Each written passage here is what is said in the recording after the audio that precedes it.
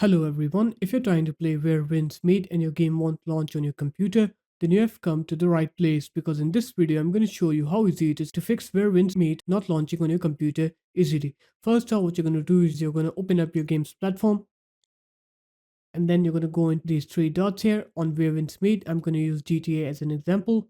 Click Manage on here, go into the install location, right click on the game's exe, go into properties, go into compatibility, click run this program as an administrator, click OK on it then.